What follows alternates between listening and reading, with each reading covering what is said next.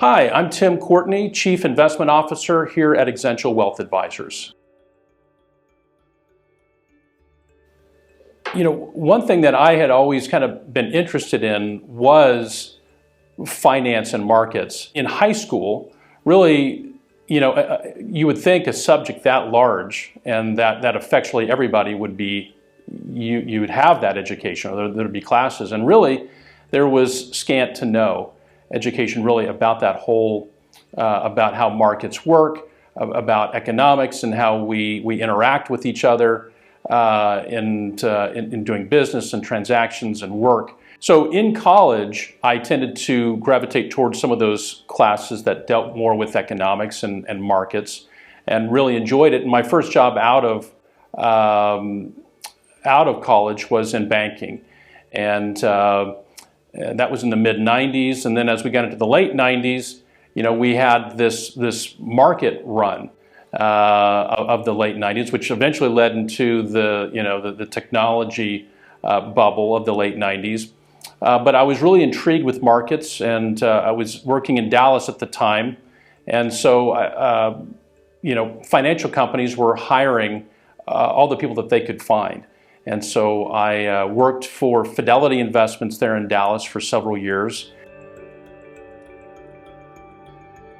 My family and my kids, either, whether we were at dinner or we might be, out on vacation, and I noticed something and I felt like I, could kind of make a connection for my kids and explain maybe how markets and economics are, affecting things that are touching their lives every day. And so I guess through those discussions with my kids, my son also, developed a love and interest for markets and economic things. And so he's in school currently, and looking to graduate with a degree in finance, and also look towards markets for a career.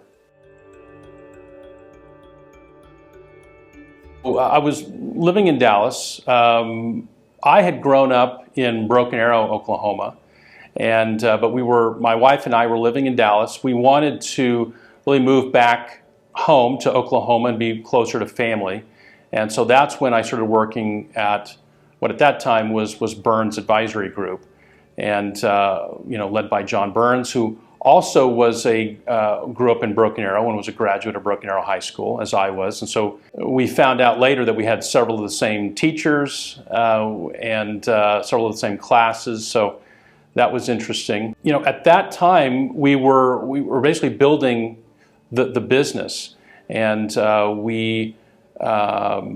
during the day we would meet with clients. We would manage portfolios and make recommendations and service the business. And then at night we would have classes at local colleges, UCO.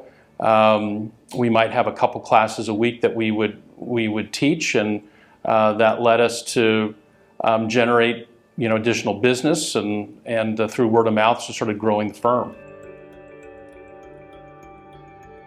At that time, as you do with lots of small companies, you wear multiple hats, and everyone was wearing 10 to 12 hats. As you pointed out earlier, a lot of the technology changes are just unbelievable. The fact that as we were getting ready for meetings with clients, we would have to call up to the custodian and get balances over the phone to prepare for meetings, and then hand calculate performance numbers. And so it was, technology has made things a lot easier. Yeah, I'd say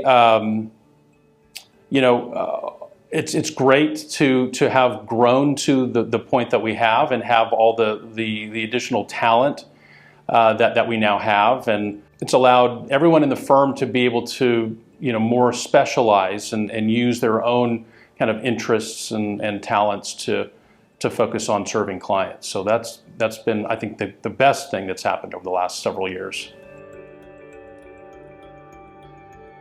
After years of building the business, and we had discovered that we had a way of doing things, a way of providing service to clients that it was popular. It was working, and we found that we were getting a lot of referrals, and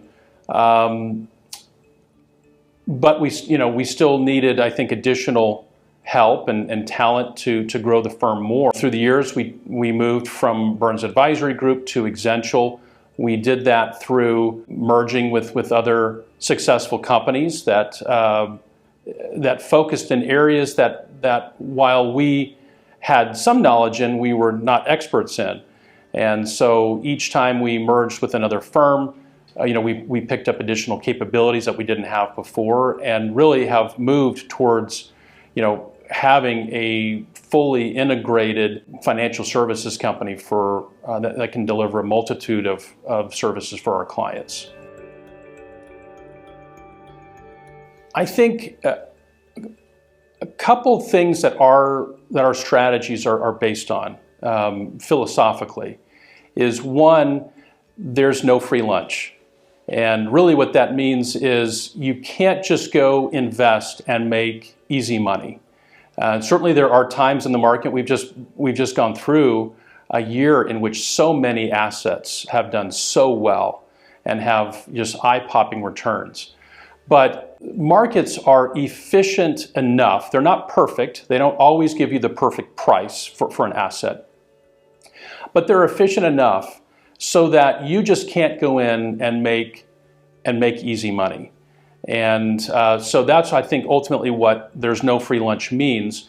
And we acknowledge that. We acknowledge that there's no free lunch, and that it's hard to make money. When you go back and look at many people's portfolios and look at the returns that they've achieved over decades, in many cases they're far below what average market returns are. There's a study that gets updated every year called the Dalbar study, and it looks at this issue about, we know what the markets have done. We know what the S&P 500 and what the Dow Jones and what the MSCI indexes have done, but how has the average investor done?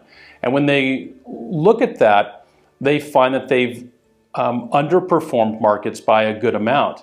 And it's because it's not easy to capture those market returns. You have to be invested in times in which it's very uncomfortable to be invested. And in many times you have to stay in your seats when it seems like the wrong thing to do. But that is how those returns are generated. You don't get to have 7, 8, 9, 10% a year returns easily. If you want to have those easy kind of safe returns, you're looking about getting, say, 1% or 1.5%. But to get those higher returns, it's not free. It takes work and discipline to capture those. I think what's the most exciting about managing the portfolios is the way that the different parts of the puzzle kind of all come together. And ultimately for servicing our clients, you have things like taxes to consider. You have things like planning, what our clients' ultimate goals for those monies are. You have the client's cash flow needs, and how much money they're spending, how much money they're bringing in. And the kind of the culmination of all of those things ends up with a portfolio that should be tailored to